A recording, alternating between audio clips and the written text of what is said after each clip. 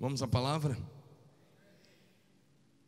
Abra sua Bíblia, 2 Coríntios capítulo 5. Segunda carta de Paulo à igreja de Corinto, capítulo 5.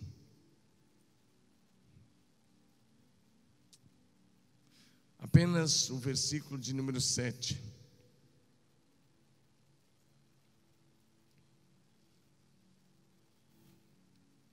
Segunda carta de Paulo à igreja de Corinto, capítulo 5, verso 7, diz assim: visto que andamos por fé e não pelo que vemos. Vamos ler juntos? Visto que andamos por fé e não pelo que vemos. Amém? Eu coloquei como tema dessa palavra, vivendo pela fé. Vivendo pela fé. O ensino da Bíblia, desde o seu início, e desde os primeiros homens que Deus chamou para andar com Ele, Deus os chamou para um relacionamento de fé. Porque algumas coisas que Deus ia fazer através desses homens e que Deus fez através deles, parecia loucura aos olhos humanos. E se esses homens olhassem apenas para o que estivesse diante dos seus olhos, com toda certeza eles não teriam obedecido o chamado. Portanto, nosso chamado também hoje não é diferente do chamado que foi feito aos patriarcas, aos juízes, aos reis, aos profetas e aos apóstolos, e aos discípulos do Novo Testamento. É um chamado para um relacionamento de fé. Nós aprendemos, e todos nós sabemos de qual, que está em Hebreus 11, verso 1, onde a palavra diz: ora, a fé é o firme fundamento das coisas que se esperam e a convicção dos fatos que não se veem. A Bíblia fala de firme fundamento. Isso porque a maneira de Deus fazer as coisas é muito diferente da maneira como os homens fazem as coisas. A tendência nossa é olhar para aquilo que está diante dos nossos olhos, mas Deus não olha para aquilo que está diante dos nossos olhos. Então o meu convite hoje de manhã é para você tirar as lentes naturais humanas e colocar as lentes de Jesus, e começar a enxergar a igreja, a cidade, o Brasil e as nações com as lentes de Jesus. Por exemplo, deixa eu ilustrar com uma coisa que brasileiro gosta muito: futebol. A maioria gosta muito. Graças a Deus o povo de Deus está sendo liberto dessas coisas, mas o pessoal gosta muito. Mas, por exemplo, o Campeonato Brasileiro começou agora há pouco. Quem de vocês hoje poderia colocar a camisa do seu time, pegar a bandeira do seu time, a camisa, aquelas coisas todas, ir para o meio da rua e começar a celebrar que seu time foi campeão de 2018? O campeonato está começando, e você ia celebrar hoje o campeonato que vai acabar no final de novembro, dizendo: meu time já é campeão, estou aqui no meio da rua celebrando o campeonato brasileiro, o Brasileirão 2018. Se você fizer isso, a turma vai te chamar de louco. Mas no reino de Deus, você pode pegar a Bíblia, a palavra de Deus, você pode ir para frente de qualquer auditório, em qualquer lugar, e você pode declarar a vitória do reino de Deus em qualquer dia, em qualquer momento, porque ela já está garantida. Você não faz parte de um time de perdedores, não. Você faz parte de um povo eleito, de um povo que é chamado para andar em vitória, melhor, um povo que é chamado para andar em triunfo. Amém, amados? Eu tenho dito isso, eu gosto de repetir essa frase, que a história da humanidade não se encerrará com o triunfo de nenhuma ideologia, seja ela política ou religiosa, mas a história se encerrará com o triunfo de Jesus Cristo e a sua linda igreja. Amém? Então você faz parte de um povo que já sabe como será o final. Diga triunfo. Diga triunfo. Triunfo eterno de Jesus Cristo e a sua igreja. Então é preciso que você coloque isso na sua cabeça. Porque a gente vem de um mundo onde a gente ouviu muitos nãos, nós processamos muitos nãos no nosso cérebro, e porque nós processamos muitos nãos, nós nos tornamos muito negativos, e à medida que nós nos tornamos negativos com relação à fé, e aí às vezes a gente começa a pensar que a fé não funciona. Às vezes você vem aqui e vê tudo isso, você olha essa estrutura lindíssima, você olha tudo isso que Deus deu ao Marcelo, e você começa a pensar, não, o Marcelo está crescendo, a igreja está crescendo, mas também Deus deu tudo isso para ele, Deus não me deu nada. Mas isso já mostra uma mentalidade negativa. Eu conheci o Marcelo quando ele estava lá no centro. Naquele tempo cabia o quê? Umas 300, 400 pessoas. Depois uma casa de evento lá no centro, ele sempre sendo ousado. Uma das coisas do Marcelo é ousadia, coragem de fazer o que nunca tinha feito antes. Ir para aquela casa. Aliás, acho que eu preguei no primeiro culto lá naquela casa de eventos no centro da cidade, né? Bonita. Cabia umas 1.200 pessoas lá.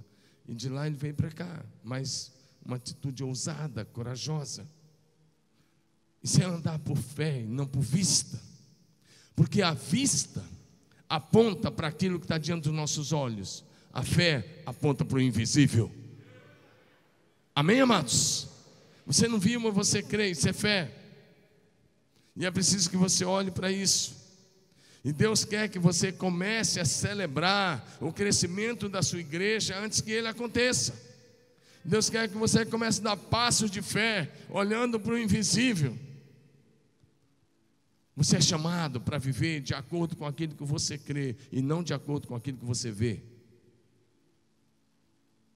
Em primeiro lugar, então, a primeira coisa que eu quero enumerar com você hoje de manhã é: pela fé, chame à existência o que ainda não existe. Você pode ler isso comigo? Vamos lá? Pela fé, todos vocês, bem bonito, juntos, vamos lá, 1, 2, 3. Pela fé, chame à existência o que ainda não existe. A atitude de um pastor, de um líder na cidade, é começar a chamar a existência no mundo espiritual, para que se torne realidade no mundo físico aquilo que ainda não existe. É exatamente isso. É isso que eu estou querendo dizer. É que você comece a chamar a existência no mundo físico. Você chama a existência no mundo espiritual aquilo que ainda não existe. Isso é fé. Todo ministério que age assim vai crescer. Pela fé você foca naquilo que os olhos físicos não viram, mas que você crê e você chama a existência. E aí, pastor, não importa o que alguém falou sobre você. Você conhece o testemunho do pastor Marcelo, você conhece o testemunho de muita gente aqui. Mas foca naquilo que você não está vendo. Não importa o que alguém falou. Não importa se o professor falou, a professora falou, se o chefe do trabalho falou, se o colega de escola falou. Não importa se foi o pai, se foi a mãe. Não importa o que falaram. Talvez alguém chegou para você e falou: você não consegue, seu ministério não vai romper, sua igreja não vai romper, você não vai romper como homem. Não importa. Talvez alguém chegou na sua infância e falou: você não é capaz, e você acreditou, mordeu a isca.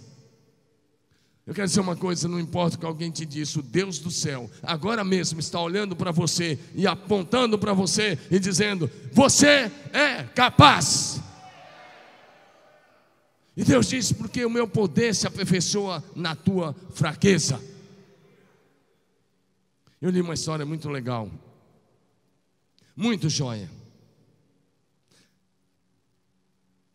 A história da mãe de Thomas Edison e a história de Thomas Edison.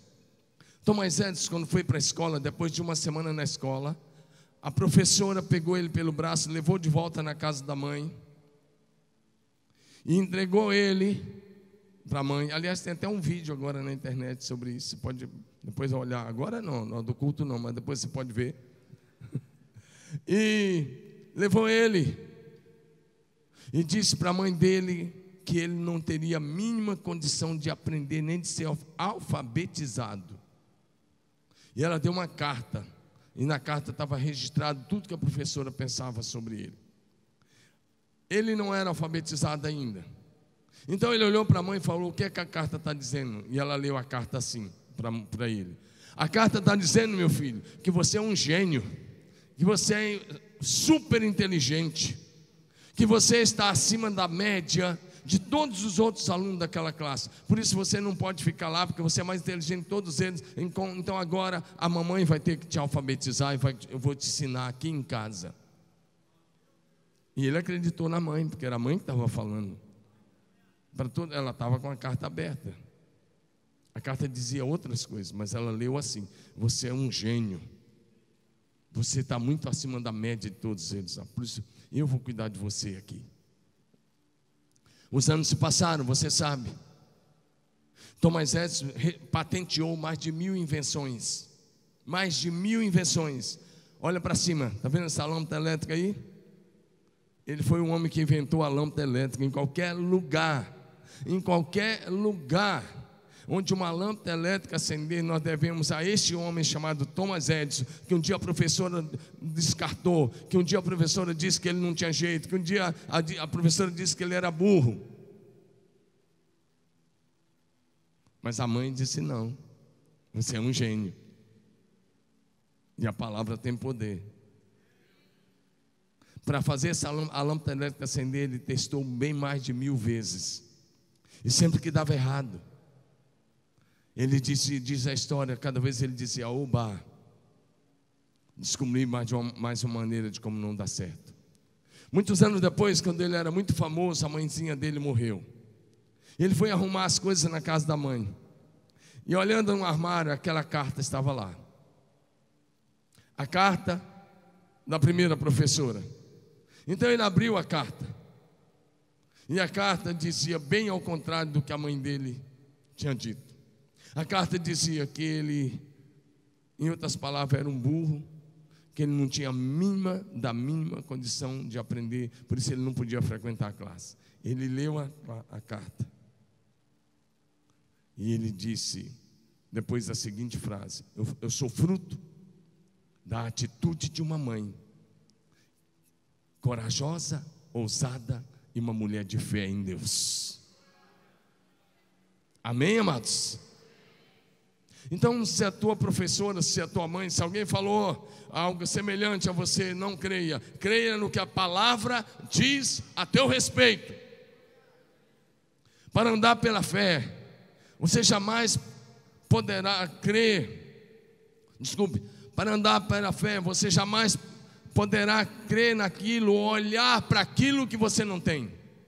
Se você quer andar pela fé, jamais foque no que você não tem. Pastor, talvez o seu problema é que você está focando no que você não tem. O problema é que muitas vezes nós desviamos os nossos olhos e nós colocamos o foco no que não temos. E Deus diz: não foque naquilo que você não tem. Olha para frente. Por isso Paulo disse: andamos por fé e não por vista. Vou te dar um exemplo. 2 Reis, capítulo 4, versos 42 a 44.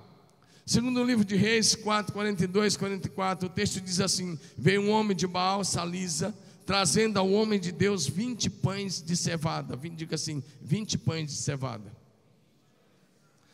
Eu não sei nem como é que é esse negócio de pão de cevada, porque não é muito comum no Brasil, mas lá em Israel na época tinha. E esse cara tinha feito isso dos primeiros grãos que ele tinha colhido, e também ele trouxe algumas espigas. Então Eliseu ordenou ao seu servo: sirva a todos. O auxiliar de Eliseu perguntou: como poderei servir isso a 100 homens?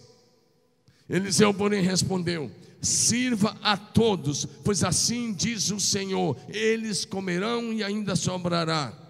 Então ele serviu a todos conforme a palavra do Senhor, e eles comeram e ainda sobrou. Diga amém. Pensando comigo, Velho Testamento, eles estavam debaixo de uma promessa, inferiores às nossas, ministério inferior ao nosso. Ô pastor, está em Hebreus 8:6, que nós estamos debaixo da aliança que é superior a todas as outras, do ministério que é superior a todos os outros, que é o ministério de Jesus, e das promessas que são superiores a todas as outras. Eles estavam debaixo de promessas inferiores, aliança inferior, ministério inferior, porque ainda não tinha chegado o ministério de Jesus. E um homem vai lá e leva para Eliseu 20 pãezinhos de cevada, que você comeria uns 4, 5 daquele e ainda ficaria assim, procurando alguma coisa. E Eliseu tem 100 homens famintos, época de dificuldade, futuros profetas. E Eliseu olha para o seu auxiliar, provavelmente Geazi, e diz para ele: sirva a todos. E ele fala: como? Nós temos 100 homens famintos, como é que eu vou servir 100 homens com 20 pãezinhos? E Eliseu, por que o rapaz está questionando? Porque o rapaz está olhando para aquilo que não tinham. E Eliseu está olhando pela fé, pelo milagre. E aí ele serve 100 homens. E a Bíblia diz que eles comeram, eles se fartaram, e ainda sobrou. Então você olha para a multiplicação dos pães e peixes por Jesus, você pensa assim: Jesus foi o primeiro a multiplicar pães. Deixa eu dizer, não, o primeiro que multiplicou pães foi Eliseu, lá atrás. Diga amém. E Deus está procurando gente ousada, gente que não fica focando no que não tem, mas gente que anda pela fé. Sabe por que você precisa agir assim? Você precisa agir assim porque em todas as promessas de Deus o Pai, você já tem o sim em Cristo Jesus o Senhor. Você pode levantar sua mão e dizer: em todas as promessas. Diga: em todas as promessas. Em todas as promessas eu já tenho sim. Você já tem o sim, você já tem o sim, você já tem o sim. Segunda carta de Paulo à igreja de Corinto, capítulo 1, versos 19 e 20. 2 Coríntios 1, 19 e 20. Porque o Filho de Deus, Cristo Jesus, que foi por nosso intermédio anunciado entre vós, isto é, por mim e Silvano e Timóteo, não foi sim e não, mas sempre nele houve o sim. E olha, presta atenção agora nessa parte. Porque quantas são as promessas de Deus, tantas tem nele o sim, porquanto também por ele é o amém, para a glória de Deus por nosso intermédio. Você pode dizer de novo isso? Em todas as promessas. Fala bonito: em todas as promessas eu já tenho sim. Se você já tem um sim em todas as promessas, eu te pergunto: por que você está andando abaixo das promessas? Paulo disse: em todas as promessas nós já temos em Jesus o sim e o amém. O amém é assim seja. Você já tem o sim. Então, querido, talvez você venha aqui na igreja, você vai na sua igreja em outro lugar, e aí você quer sentir um arrepio para ver se deu certo. O pastor orou, nem senti um calafrio, nem veio aquele arrepio, minha mão nem tremeu. Deixa eu dizer, não é arrepio, é crer na palavra como está escrito. E a palavra diz: em todas as promessas você já tem o sim e o amém. Sim, o amém. Eu quero que a minha igreja cresça, eu quero conquistar a cidade. Você já tem o sim e o amém. Não é você sentir o arrepio, você crê na palavra como ela é. Porque orando a palavra você já tem um sim. Orando as promessas você já tem um sim. Orando as promessas você já tem um sim. Não é lutar com Deus para ver se um dia você terá o sim. Você já tem o sim. Basta orar a palavra. Amém, amados? Às vezes você está esperando uma promessa: pastor, mas eu estou orando a promessa, estou esperando a promessa. Não tem problema, as promessas também passam pelo teste do tempo. E nesse período que as promessas estão passando pelo teste do tempo, Deus está trabalhando o teu caráter, Deus está trabalhando o teu coração, Deus está trabalhando a tua vida. Mas as promessas dele, você já tem o sim. E se tiver que esperar um pouco, espera, mas você tem o sim. Quando eu olho para a vida de Caleb, quando ele pisou na terra prometida, junto com os outros espias, ele tinha 40 anos. Ele e Josué perseveraram, os outros morreram. E aí 45 anos se passaram, ele estava com 85 anos. E ele pisa naquela região de Hebron. Ele vai até Josué, que é o novo líder. Ele fala: me dá essa terra, porque eu pisei aqui. E Moisés, o homem de Deus, disse que essa terra seria minha por herança. Ei, meu querido pastor líder, talvez você veja aqui e você está querendo já jogar o bastão da fé, você está querendo já jogar a toalha. Deixa eu dizer, não é hora de você fazer isso, é hora de você avançar, não importa a tua idade. Caleb está com 85 anos, ele está dizendo: eu vou subir montanha e eu vou derrotar os gigantes.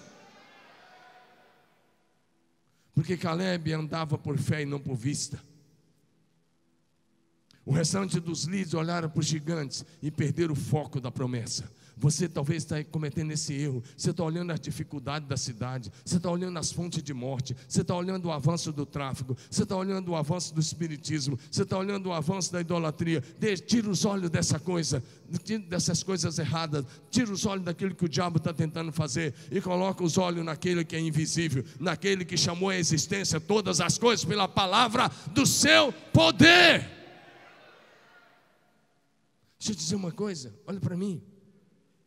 Está cheio de coisas que você está pedindo para Deus fazer, que Ele mandou você fazer. E uma delas é declarar a palavra. A Bíblia diz que Deus criou todas as coisas pela palavra do seu poder. Certo? Gênesis 1. O texto começa dizendo: no princípio criou Deus os céus e a terra era sem forma e vazia, e o Espírito de Deus pairava sobre a face das águas.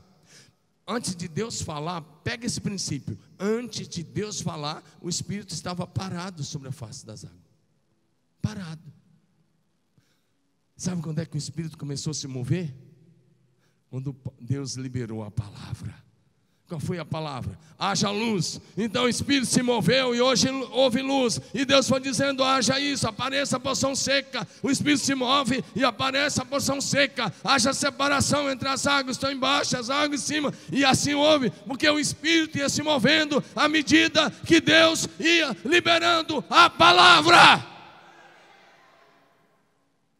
O que você está querendo dizer, pastor? Eu estou querendo dizer que o Espírito Santo vai se mover na tua cidade à medida que você liberar a palavra. À medida que você liberar a palavra. À medida que você liberar a palavra. Hoje você é a voz de Deus, você é a boca de Deus, você é o profeta de Deus na sua cidade. Libera a palavra da vida, libera a palavra da bênção, libera a palavra profética. O Espírito vai se mover mediante a tua palavra, pastor. Ei, é assim, é assim. Se você falar de morte e de problema, o Espírito não vai se mover. Mas fala da vida. Começa a liberar a palavra e o Espírito vai se mover. E as fontes de morte vão sendo transformadas em fonte de vida. E as fontes de maldição vão sendo transformadas em fonte de bênção. E a salvação vai alcançar todos os moradores da tua cidade. Amém? Deus nos dá a sua palavra. A sua palavra. Talvez você está esperando Deus chegar e usar um homem de Deus e fala assim: vai ser assim. Deus pode fazer isso. Mas na maioria das vezes Deus não faz isso. A maioria das vezes Deus nos dá uma palavra. Você está esperando algo concreto e Deus diz assim: eu te dou uma palavra. Cada vez que Deus chamou alguém na Bíblia, Ele deu uma palavra e depois Ele disse: obedeça. Hoje Deus nos dá a palavra e depois Ele diz: age debaixo desta palavra. Por exemplo, Deus chega para Abraão: sai da sua terra, da sua parentela, lá atrás. E agora Ele diz: haja. E ele sai, é ação. Vamos para o Novo Testamento, rapidinho. Jesus empresta o barco de Pedro e prega uma manhã toda. Depois Ele diz: agora pega o barco e vai onde as águas são mais profundas e lança a rede. Ele não deu um peixe pronto, Ele deu uma palavra: lança a rede. E Pedro foi e disse: mediante a tua palavra eu vou lançar. E ele enche 2 barcos. Deus, na maioria das vezes, vai nos dar uma palavra, e Ele espera de nós uma ação em obediência a essa palavra. E à medida que agimos na palavra de Deus, mediante a palavra, o milagre acontece. Diga amém. É assim, querido. Você está esperando Deus chegar e mandar um anjo e fazer alguma coisa, e Deus disse: eu já te dei a palavra, age na minha palavra, pratica a fé sobre essa promessa, ande nessa palavra. Muitas vezes nós queremos ver um sinal, muitas vezes nós queremos ver uma maravilha, mas Deus nos dá a palavra. Ele diz: age mediante essa palavra. É assim do Gênesis ao Apocalipse. Porque a palavra de Deus é poderosa, a palavra de Deus gera vida, a palavra de Deus é criativa. Pela palavra de Deus, deixa eu te dizer uma coisa mais forte ainda: pela palavra de Deus, chame à existência aquilo que ainda não existe. Ah, mas isso é coisa só de Deus, isso é coisa dos filhos de Deus. Estude a Bíblia. Estude a Bíblia. Cada profeta que dizia assim diz o Senhor, vai ser isso, isso, isso, ele está chamando à existência aquilo que ainda não existe. E quando ele libera a palavra, aquilo que não existia passa a existir. Cada milagre do Velho Testamento e do Novo Testamento tem esse princípio. Você, como eu disse, não precisa sentir algo. Você precisa crer e agir mediante a palavra que Deus dá. Você precisa crer e agir mediante a promessa. Vamos pegar uma palavra. Vamos pegar uma palavra de Jesus, João 14:12. João 14:12 diz assim: em verdade vos digo, aquele que crê em mim fará também as obras que eu faço, e outras maiores fará. Ele não disse: aquele que crê em mim vai pedir, quem sabe ele vai alcançar. Ele disse: aquele que crê em mim fará as obras que eu faço, e outras maiores fará. Quantos aqui creem em Jesus? Então essa palavra é para você. Porque essa história de você dizer que crê, mas na prática não funciona, alguma coisa está errada, e não é com Jesus. É com você que não está agindo na palavra. O inimigo sabe que você tem uma palavra. O inimigo sabe que você tem uma promessa. Então ele vem e ele tenta mudar o teu foco. O tempo todo o alvo do inimigo é porque você mude o foco, criando problemas, circunstâncias difíceis. Mas você não deve olhar para os problemas, você deve olhar para o invisível. Diga amém. O povo de Israel tinha uma promessa, tinham recebido a palavra da terra prometida. Mas quando eles viram os gigantes, ou quando ouviram falar, nem viram, quem viram só foram os 12. Quando eles ouviram falar dos gigantes, eles perderam o foco da terra prometida. E eu vejo muitas vezes, se a gente não tiver cuidado, todos os dias eu e você somos tentados a perder o foco. Somos tentados a tirar os olhos da promessa e olhar para os gigantes. Deixa eu dizer uma coisa: não há gigante que o nosso Deus não possa destruir. Amém, amados? Precisamos olhar para além daquilo que é terreno, para além daquilo que é temporário. Precisamos olhar para aquilo que é eterno. É preciso entender que a promessa é maior do que qualquer problema. É preciso entender que as promessas foram dadas por aquele que não é homem para mentir, nem filho do homem para se arrepender. É preciso entender que aquele que prometeu é fiel para cumprir. Segundo lugar, se você quer experimentar um tempo de avivamento, um tempo de crescimento, se você quer experimentar milagres extraordinários, a segunda coisa é: agradeça pelo milagre antecipadamente. Você pode dizer isso? Segundo ponto aí, pode projetar. Diga comigo: agradeça pelo milagre antecipadamente. Diga de novo, vamos lá. Agradeça pelo milagre antecipadamente. Meu querido, agradecer pelo milagre depois que ele já aconteceu, todo mundo faz. Mas agradecer pelo milagre antecipadamente é uma atitude de fé. Você não viu, você crê e você agradece. Pela fé, meu irmão, comece a agradecer pelo crescimento da sua igreja. Pela fé, comece a agradecer a multiplicação da sua célula. Pela fé, comece a agradecer o milagre, até que ele se torne realidade. Amém? Quantos querem ser imitadores de Cristo aqui? Foi assim que Jesus agiu. Quer ver? Vou dar 2 exemplos bem rápido e você vai entender. Isso vai ficar mais claro ainda. Quando Jesus está lá aquele dia todo pregando, tem milhares de pessoas com ele.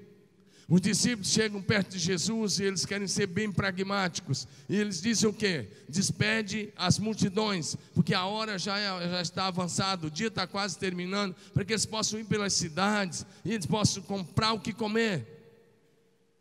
E Jesus diz: não, eles não precisam ir.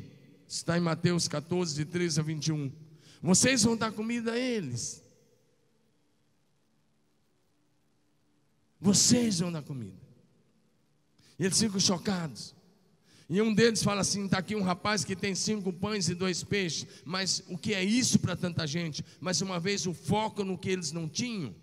Mas Jesus não está focado no que não tinha. Jesus está focado no milagre.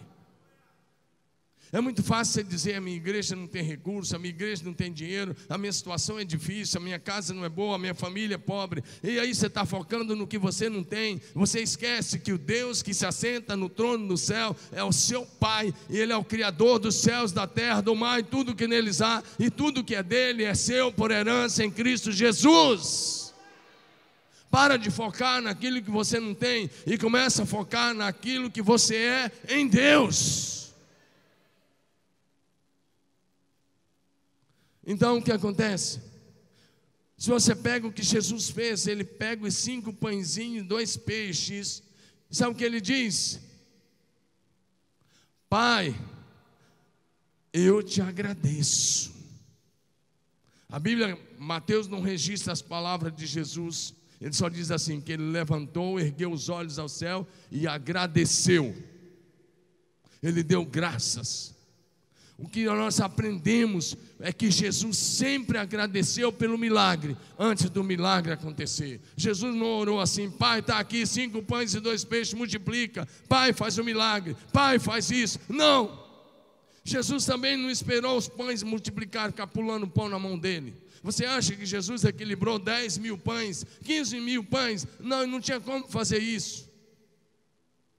Pela fé, olhando para o invisível, Jesus agradeceu pelo milagre, antes de ver o milagre acontecer. Em seguida, quando ele terminou de orar, eu creio, ainda tinha na mão dele 5 pães e 2 peixes, não tinha 10, tinha 5 pães e 2 peixes, e ele vai dando aos discípulos. Então, à medida que ele vai dando, o milagre vai acontecendo, a multiplicação vai acontecendo, e aí o final da história, você sabe, 5 mil homens alimentados, além das mulheres e crianças. Se cada um estava ali com a sua esposa, mais de 10 mil pessoas, com toda certeza. Alguém já disse que entre 10 e 15 mil pessoas.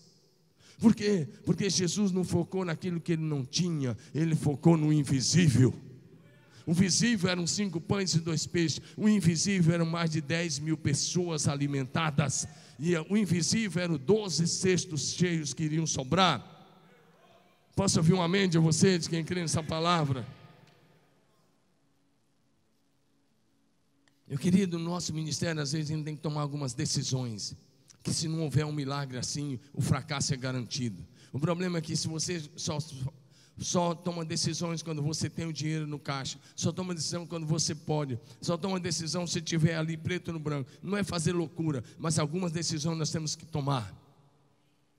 Eu lembro quando fomos fazer a mudança, eu tinha um prédio no centro que cabia 400 pessoas sentadas, e eu estava lá, eu já estava com mais de 800 membros, e aquele culto abarrotado, empurra para cá, senta dali, faz de lá, e nós queríamos mudar, e nós arrumamos aquele salão lá na Goiás, onde nós estamos, e no máximo que nós tínhamos, juntando tudo, nós tínhamos 40 mil no caixa, e a reforma daquele prédio, na época, era mais de 500 mil reais, e comecei a aplicar uma reforma de mais de 500 mil num prédio alugado, mas nós sabíamos que tínhamos que mudar, e eu falei, vamos fazer.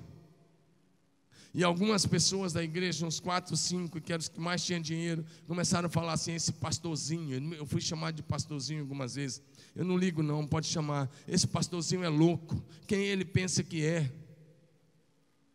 E eles falaram: nós não vamos contribuir, nós vamos ver o que vai acontecer com ele. E sabe o que aconteceu? Nós levamos 1 ano fazendo a reforma, porque aquele prédio estava abandonado há mais de 20 anos. Ali tinha sido uma fábrica de carroceria de ônibus. Estava mais de 20 anos, você olhava embaixo, você enxergava o céu. Não tinha parte hidráulica, não tinha elétrica, não tinha nada. E nós fizemos uma reforma, e gastamos mais de 500 mil reais, compramos as cadeiras, e nós compramos o som, e no final nós gastamos muito mais, mais de 500 mil só na reforma, mais cerca de 1.500 cadeiras, mais o som, e no final nós gastamos muito mais de 800 mil, investimos mais de 800 mil em 1 ano. E sabe qual foi a conclusão que eu cheguei? Que se nós não tivéssemos feito, a gente continuaria naquele prédio de 400 lugares, e nós estaríamos lá até hoje, vendo os outros contar a história de avivamento, e a gente não ia crescer. E quando nós estávamos lá, acabamos de pagar aquele som, aquelas cadeiras, no finalzinho de 2013, surgiu a área de 82 mil metros quadrados, e nós falamos, vamos dar um passo. Detalhe, a área custava cerca de 6 milhões de reais. E mais uma vez nós tínhamos nem 1/5 do valor, nós não tínhamos. Mas nós falamos, vamos dar um passo de fé.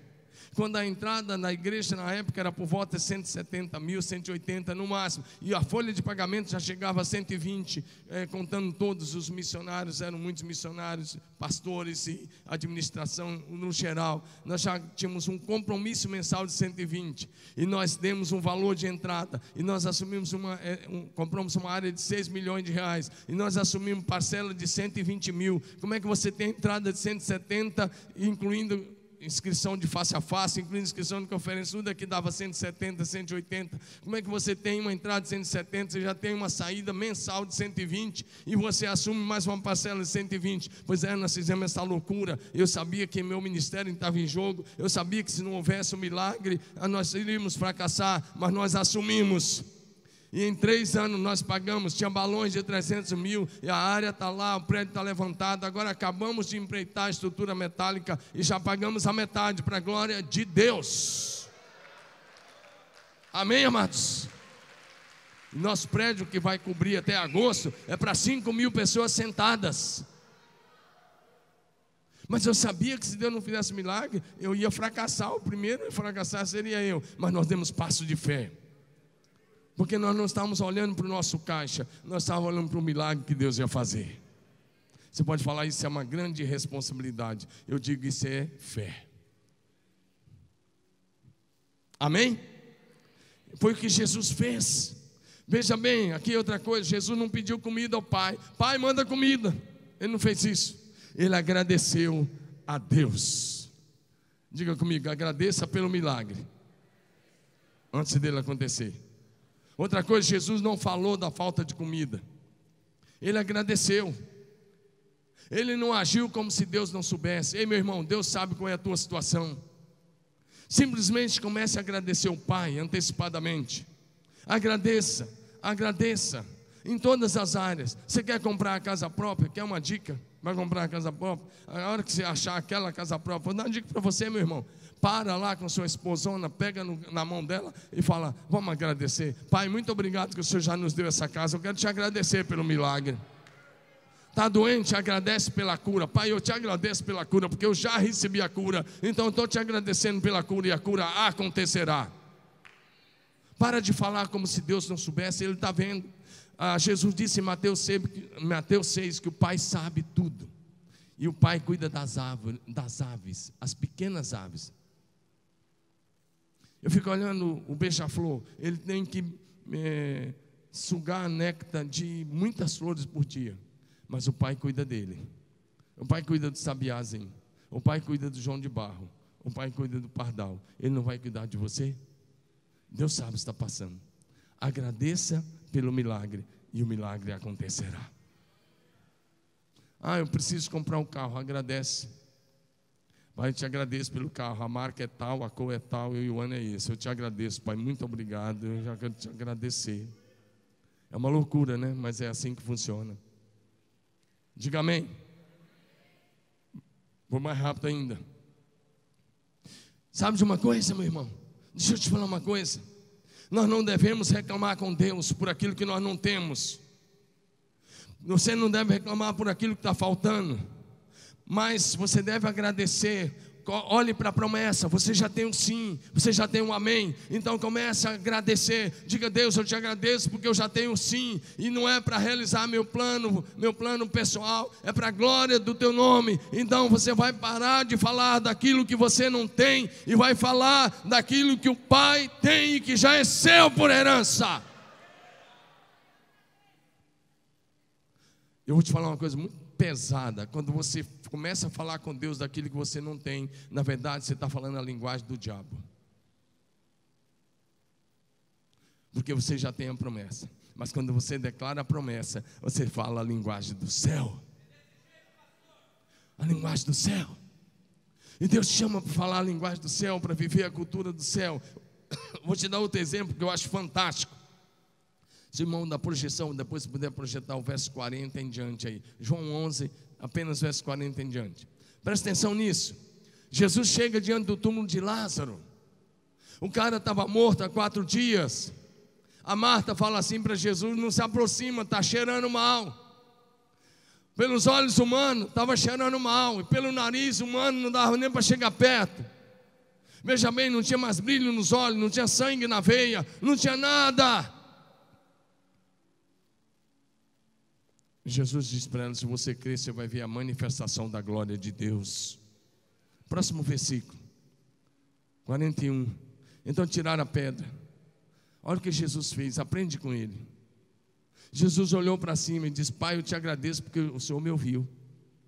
Mas peraí, o cara está morto lá. O cara está morto, está cheirando mal. Obrigado que o Senhor me ouviu. Te agradeço que o Senhor já me ouviu, Pai. Eu te agradeço pela ressurreição que já aconteceu. Mas o cara está morto. Quando Jesus termina de agradecer, o cara ainda está morto na sepultura. Talvez você vai dizer: pastor, eu estou agradecendo e não aconteceu. Quando você terminar de agradecer, chame o milagre à existência. Olha aqui nos meus olhos. Quando você terminar de agradecer, chame o milagre à existência.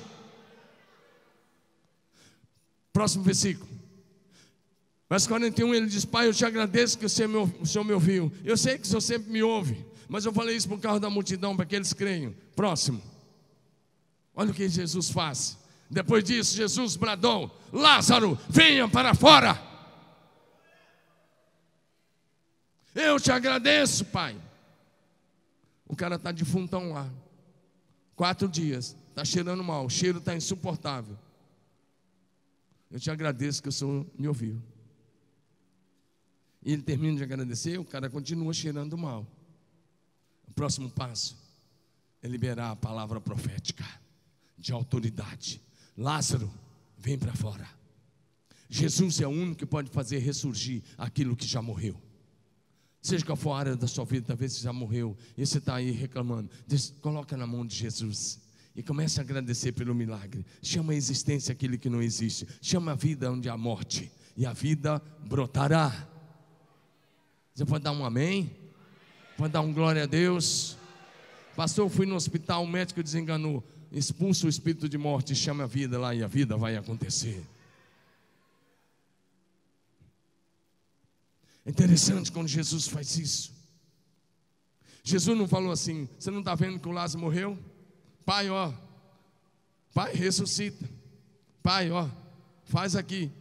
Ele não mandou o Pai fazer. Ele agradeceu e deu uma palavra de ordem. Essa é a receita. Ah, mas o crescimento não aconteceu. Agradeça pelo crescimento e dá uma palavra de ordem no mundo espiritual. Ah, não tem o recurso. Tem sim, estão em algumas mãos. Apenas o diabo está aprisionando essas pessoas com recursos. Começa a declarar a liberação de recursos na sua igreja. Diga: eu declaro a liberação dos recursos que a minha igreja precisa. Eu declaro a liberação para a construção. Eu declaro a liberação porque é necessário para o envio de missionários. Eu declaro a liberação dos recursos que é necessário para o avanço do reino. Agradece e declara. Quebra as cadeias, quebra os grilhões. Como, pastor? Pela palavra de autoridade na sua boca, em nome de Jesus.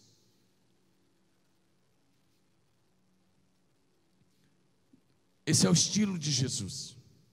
Agradecer pelo invisível é o caminho para viver os milagres sobrenaturais. Em último lugar, pela fé, faça o que Jesus nos mandou fazer. Vai pegar um pouquinho aí agora. Pela fé, faça o que Jesus nos mandou fazer. Ah, é óbvio, né? Será? Projeta para nós, Mateus 10, 7 e 8.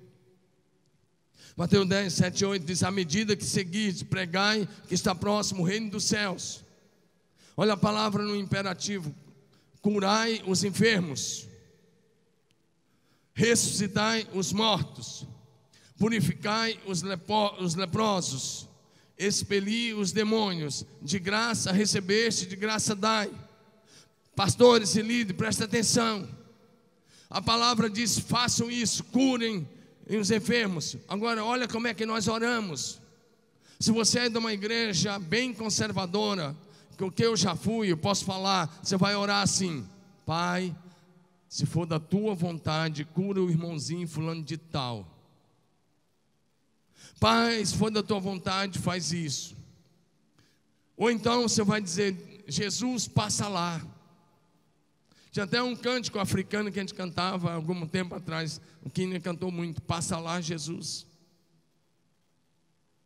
Passa lá onde há dor, Senhor, passa lá. Onde é isso, passa lá. E a gente vai mandando Jesus passar. Jesus entra naquela UTI agora. Ei, você está brincando de empurra com Jesus? Você está devolvendo para Jesus o que Ele te mandou fazer?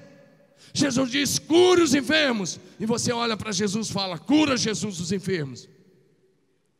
Quem que está errado? É você ou é Jesus? Jesus vai entrar na UTI sim, desde que você entre lá e coloque as mãos no enfermo. Ele vai entrar em você, através de você. Ele vai colocar as mãos, usando as suas mãos. Para de mandar Jesus fazer o que Ele já nos mandou fazer. Você está brincando de cabo de guerra com Jesus. Isso não é brincadeira. Jesus nos mandou: curem, ressuscitem, expulsem os demônios. E a gente fica mandando, a gente fica ajoelhado lá chorando: Jesus faz, Jesus faz, Jesus faz. E Jesus fala: quem é Deus aqui nessa história? É você ou eu? Porque eu te mandei se fazer. E você está me mandando fazer de volta. Nós estamos toda hora mandando Jesus fazer o que Ele nos mandou fazer. Esse não é o cristianismo de Jesus. Ah, pastor, então você está falando que vocês são cristãos super poderosos? Não, eu estou falando que nós somos cristãos que agimos na autoridade do nome de Jesus. Eu vou falar uma coisa agora, aperta o cinto aí. Vai pegar um pouquinho agora. Os cristãos dessa geração da igreja brasileira e mundial, os cristãos evangélicos hoje têm uma grande dificuldade de comprovar para os incrédulos que nós somos de fato discípulos de Jesus. E aí você chega para uma autoridade da cidade, para alguém da cidade, e fala: eu sou um discípulo de Jesus. O cara fica olhando para ver se é mesmo. Porque eles estão tão decepcionados com tantos escândalos que eles já não acreditam mais. Presta atenção. Olha bem para mim. Os cristãos dessa geração têm dificuldade de influenciar a cidade. Têm dificuldade de transformar a cidade. Porque as pessoas não estão vendo Jesus em nós. Eu estou te respondendo uma pergunta que eu vou fazer agora. Qual é a diferença? Olha para mim. Qual é a diferença entre nós cristãos dessa geração e os cristãos de Atos? Você sabe qual é? A diferença, vou repetir para você pegar. A diferença é que os cristãos dessa geração têm dificuldade de mostrar para o mundo que são discípulos de Jesus. E os cristãos de Atos, escute essa, é muito forte. Os cristãos de Atos tinham dificuldade de provar para as pessoas que eles não eram deuses.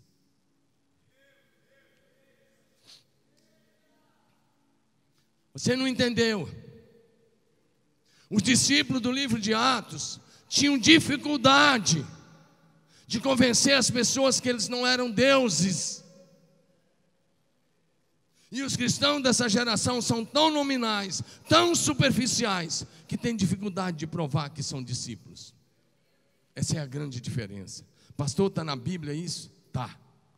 Eu não falo nada que não estiver na Bíblia. Eu posso mostrar quantos textos de Atos você quiser, mas vou te mostrar um em Atos 13.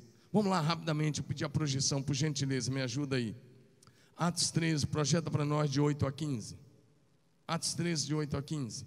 Presta atenção nessa. Atos 13, de 8 a 15. 13, de 8 a 15. Isso. Em Listra, 13, de 8 a 15. Acho que é isso. Não. Alguma coisa acho que está errado aí. Eu acho que é 13, de 8 a 15. Eu não sei se está certa a minha versão, mas eu vou ler aqui o texto. Talvez eu esteja errado aqui. Não é do Elimas, um pouco para frente, quando Paulo cura o coxo de nascença. Pode olhar aí? Aí na projeção. É nesse mesmo capítulo um pouquinho. Hã? Então eu errei, desculpe. 14, de 8 a 15, tá bom? Vamos lá. 14, de 8 a 15. Aí, obrigado. Eu li 13 aqui. É 14. Onde é que eu vi um 3 ali? Estava certinho aqui. Presta atenção nessa. Presta atenção se eu estou certo ou não. Olha aí. Em Listra costumava estar sentado certo homem aleijado, paralítico desde o nascimento, o qual jamais pudera andar. Leia isso comigo, presta atenção nesse versículo. Um paralítico dos pés, aleijado desde o nascimento. E o texto diz paralítico, diga paralítico. O que é um paralítico? É um cara que não pode andar. E o texto diz o quê? Ele nunca tinha andado desde o nascimento. Nunca, olha, está lá, nunca tinha andado. Certo? Agora olha para cá. Esse cara nunca tinha andado. E ele está ouvindo Paulo, próximo versículo. Ele está ouvindo Paulo falar. E Paulo olhou diretamente para ele. E Paulo viu que ele tinha fé para ser curado. Veja bem se Paulo não cumpriu Mateus 10, 7 e 8. E Paulo olhou para ele e disse em alta voz. Veja uma coisa aí, Paulo nem usou o nome de Jesus. Não usou, aí não está registrado. Paulo olhou para ele, sabe o que Paulo disse? Levante-se e fique em pé. Com isso o homem deu um salto e começou a andar. Próximo versículo. A palavra não era cure. Paulo não mandou Jesus fazer. Paulo não disse, Jesus, você não está vendo. Paulo, você não está vendo que esse cara nunca andou. Olha, dá um jeito aqui. Ele não botou óleo, ele não fez nada. Ele só disse, levante-se. Agora o que acontece? Ao ver o que Paulo fizeram, a multidão começou a gritar em língua licaônica. Olha aí, os deuses desceram até nós em forma humana. Próximo versículo. A Barnabé chamava os Zeus, aí na linguagem de hoje, mas é Júpiter. E a Paulo, Hermes ou Mercúrio, porque era ele que trazia a palavra. Próximo. O sacerdote de Zeus, cujo templo ficava diante da cidade, trouxe bois e coroas de flores à porta da cidade, porque ele e a multidão queriam oferecer sacrifício para Paulo e Barnabé. Próximo. Ouvindo isso, os apóstolos Barnabé e Paulo rasgaram as suas roupas e correram para o meio da multidão gritando: homens, por que vocês estão fazendo isso? Nós também somos humanos como vocês. Nós não somos deuses. Estamos trazendo a vocês as boas novas. Presta atenção. Se Paulo fosse um canalha, se Barnabé e Paulo fossem mercenários, se fossem bandidos, como muita gente está nos púlpitos hoje, eles tinham arrancado todo o recurso daqueles caras, tinham aceito o sacrifício, tinham pego o dinheiro, mas eles não eram canalha, não eram mercenários, eram santos homens de Deus, tinham o caráter de Cristo. Mas presta atenção, o texto vai dizer aí, que com muita dificuldade, eles convenceram de que eles eram homens. Por isso que eu disse, qual era a diferença entre a igreja de Atos e a nossa? É que virou moda ser evangélico no Brasil. Virou moda ser evangélico no Brasil sem caráter, sem uma teologia rasa, como alguém já disse por aí, com 2 dedos de teologia, uma crítica, mas acaba sendo verdade. Virou moda, e a gente está cheio de cristão que não sabe nem direito o que significa ser discípulo de Jesus. E a gente tem dificuldade de provar que de fato nós somos seguidores de Jesus, mas os discípulos de Atos tinham dificuldade de provar que eles não eram deuses, porque eles andavam tão impregnados. Olha para Pedro e a sombra dele batia sobre a pessoa, na verdade era a sombra do Espírito e eles eram curados. Olha para Paulo, olha para um coxo que nunca tinha andado, e ele diz: levante-se, e o cara salta e começa a andar. E é claro que a multidão nunca tinha visto aquilo, conhecia aquele coxo. Ele fala: só Deus pode fazer. São deuses, não são não. Eram homens como eu e você, sujeitos às mesmas paixões, mas eram impregnados pelo poder do Espírito. Sabiam usar a autoridade do nome de Jesus. Agora nós, além de não fazermos isso, nós ficamos valorizando o que não temos, nós ficamos falando de problemas, a gente fica reclamando com muito mais dificuldade, porque nós perdemos a ideia de andar por fé e não por vista. Andamos por vista e não por fé. Se você quer experimentar um crescimento exponencial, se você quer viver o que você está vendo aqui em Araçatuba, lá na sua cidade, você vai precisar agir como os apóstolos. Para de focar naquilo que você não tem. Desde o Velho Testamento, por exemplo, em Isaías 54, a recomendação é: cante alegremente o estéril. Cante, porque a tua esterilidade vai mudar. Cante, porque você vai ter mais filhos do que a mulher que já tinha mãe de filhos. Cante, porque a tua sorte está mudando. Cante, porque a tua história está mudando. Celebre a vitória antecipadamente. Por isso que Paulo disse: andamos por fé e não por vista.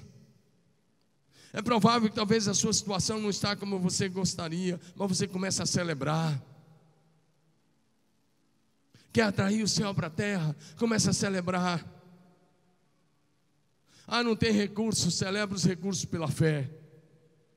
Chama a existência. Você é a boca de Deus para essa geração. Você é o profeta de Deus para essa geração. Pastor, eu não sou profeta, sou só um líder de célula. Você é sim. A Bíblia diz em 2 Coríntios 5:20 que nós somos embaixadores de Cristo. Você é o embaixador do céu na terra. E se você é o embaixador do céu fala a linguagem do céu. Eu quero te encorajar a parar de viver um cristianismo simplesmente baseado na filosofia, na teologia e na psicologia. O berço da fé cristã não é a Grécia, é Israel. O berço da fé, a filosofia tem como berço a Grécia.